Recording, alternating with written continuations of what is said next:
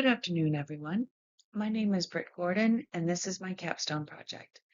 Today, I want to talk about something that matters deeply to me, and that's how we support students here at CFK.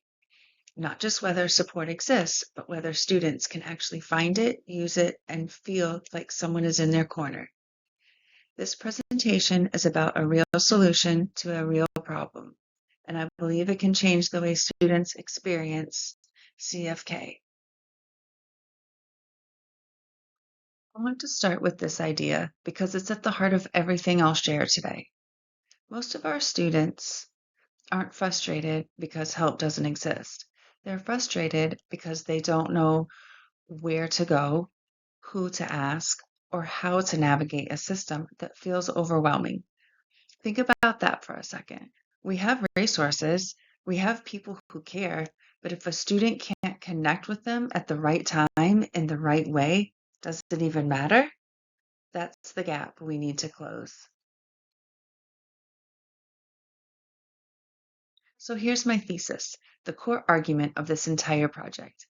If we create a centralized student liaison position, we can measurably improve retention, satisfaction, and completion, not by adding more programs, but by giving students one reliable person who helps them navigate what already exists.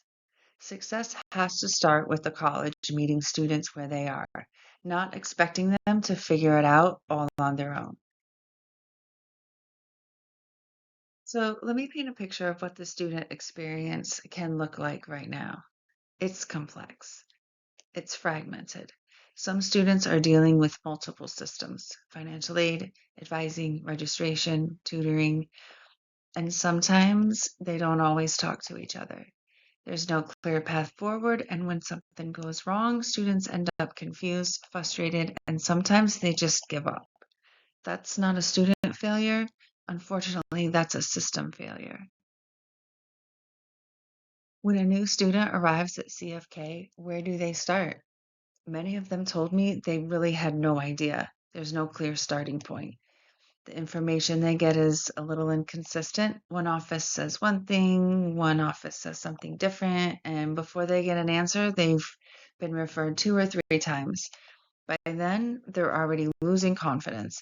And this is where the confusion begins. And if we don't catch it here, chances are it snowballs. Let's talk about one gap. Our offices operate independently, which makes complete sense from an organizational standpoint. But from the student's perspective, it creates chaos. Nobody owns the student's issues from start to finish. So students get bounced around between financial aid, phone to the business office, between advising and registration. There's not a lot of follow through, and oftentimes the student is left holding the bag. I heard this over and over in my student surveys. Students can't reach faculty during the hours that they're available. Responses are delayed. And when something escalates, there's no clear path to get it resolved. One student told me they felt like just a number, not a person. That should never happen. When students feel invisible, they disengage, and disengagement leads to dropout. Who is most affected by all of this? It's our non traditional students. These are students who are working full time, raising families, and trying to get an education on top of everything else. They can't come to campus between 8 and 5. They can't wait 3 days for an email response. They need flexible, accessible support. And right now, they're the ones falling through the cracks the most. So, why does this matter beyond just feelings? Because there are real academic consequences. When students don't get proper support, their grades suffer, their confidence drops, they start to disengage, and what begins as a minor issue, a question about financial aid, a scheduling conflict, can become a major barrier. Small problems become big problems fast when no one is there to help resolve them early. It's the good news, and I really, really want to emphasize this. CFK has strong systems in place. We have dedicated people. We have programs, services. The issue isn't a lack of resources, it's a lack of connection and communication between those resources. That means we don't need to rebuild everything. We need to bridge the gaps. And that's a very solvable problem. So let's talk about the solution. Posing is a new position. Let's say Director of Student Success and Advocacy. This is a centralized student facing role designed to improve the entire student experience. Not another program, not another committee, a real person dedicated full time to being the bridge between students and the institution.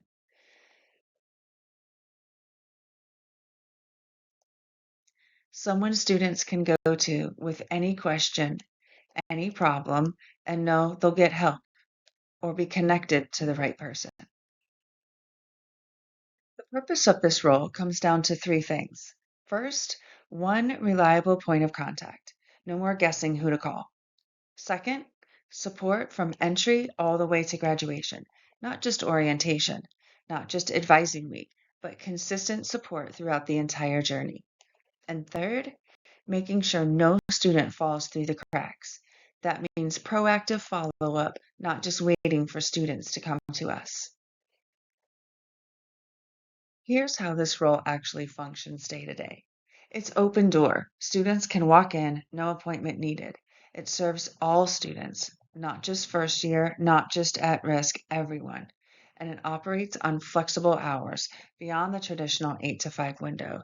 That last part is critical for our non traditional students who told us they feel left out of campus resources. The core functions are straightforward but powerful. This person bridges students, faculty, and departments, acting as a connector. They do real time problem solving, not submit a ticket and wait, and they provide navigation plus follow through, meaning they don't just point students in a direction, they walk with them until the issue is resolved. That follow through piece is what's missing right now. This role is more than just student support. It's about three deeper values: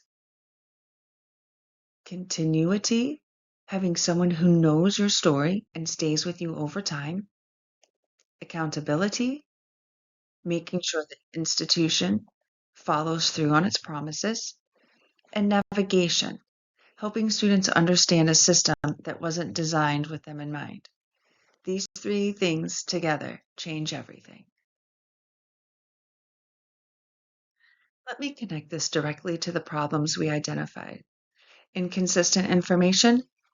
This role becomes the single source of truth. Communication gaps. This person bridges departments in real time. Lack of follow through. This is built in accountability. Student confusion. There's one place to go, one person to trust. Every issue we've talked about today has a direct line to this solution. Talk about how we actually make this happen. Role is designed for real students with real schedules. That means day and evening availability. That means in person, phone, Zoom options. It means supporting all student types, traditional, non traditional, online, evening. We're not building something that works for the ideal student. We're building something that works for every student. Talk about the investment this role is to CFK. This is a full-time dedicated role focused entirely on student success. And here's what it returns: improved retention, stronger completion rates, and better positioning for grants and funding. It's not an expense, it's an investment in outcomes. When students succeed, the institution succeeds. And when retention goes up, so does revenue. Now I want to share the marketing and outreach strategy, because even the best role in the world doesn't help if students don't know it exists. Target audience includes four key groups: new students who don't know the system yet, At-risk students who are already struggling, non-traditional students who need flexible access, and online learners who may feel disconnected from campus resources. Each of these groups needs to hear about this role in a way that resonates with their specific situation. The core message is simple and memorable. Every student, every question, one place. That's it. We want students to know that no matter who they are, no matter what they need, there is one place they can go and get real help. No runaround, no confusion, just support. Social media, I'm proposing a Where Do I Go series, short, relatable content that addresses the exact confusion students feel. We'd create student scenarios showing real situations with real solutions, and quick help videos, short form content perfect for Instagram and TikTok that meets students where they already are. Are a couple specific content ideas, branded Instagram posts with clear calls to action, such as need help, start here.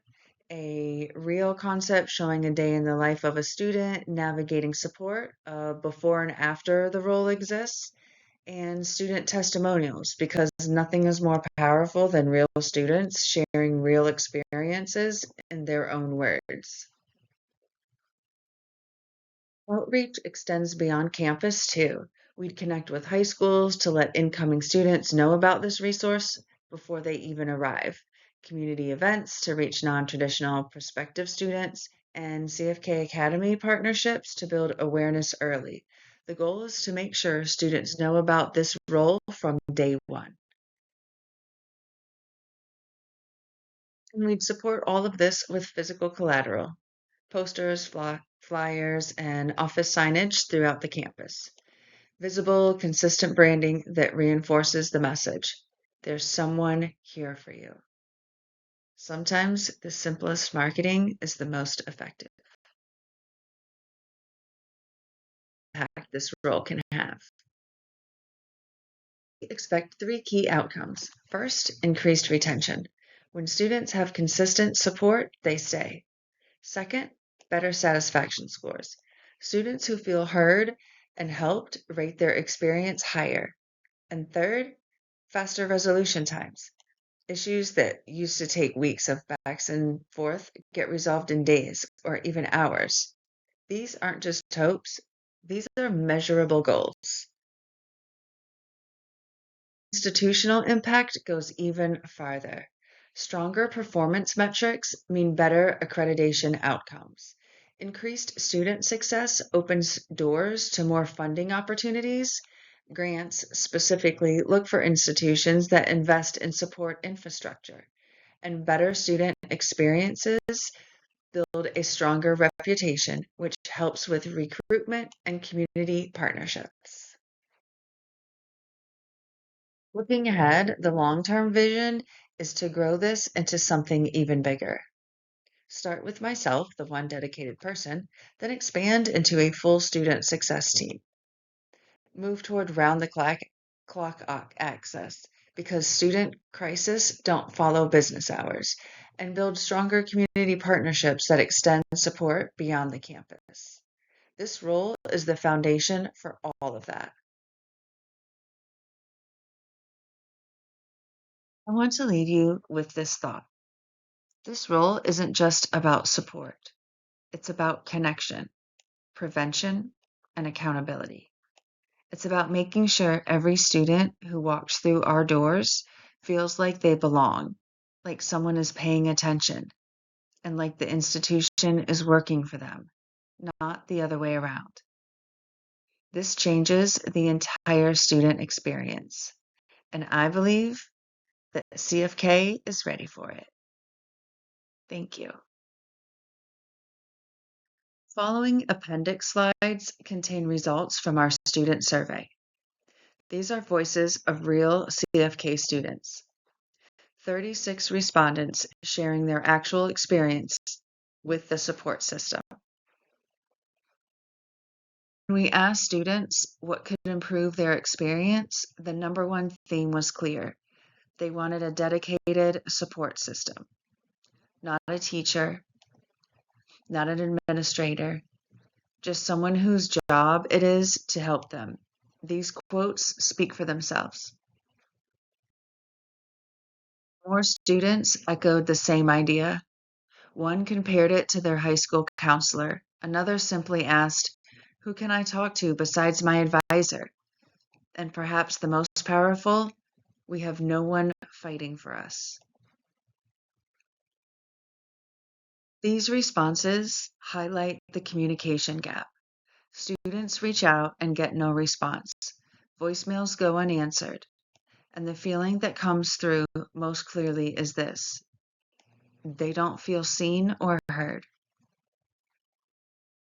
Students also identified the disconnect between departments. They feel like offices don't communicate with each other, and when they have a problem, they get passed from person to person with no resolution. Non-traditional students, our working adults, our evening students, told us directly the current hours don't work for them. When you work until 6 p.m. and the office closes at 5, you're locked out of support entirely. These are the students who fell through the cracks. Double booked classes, confusion about financial aid, a student whose parents had to call to fix their schedule. These aren't edge cases, they're symptoms of a system that needs a connector.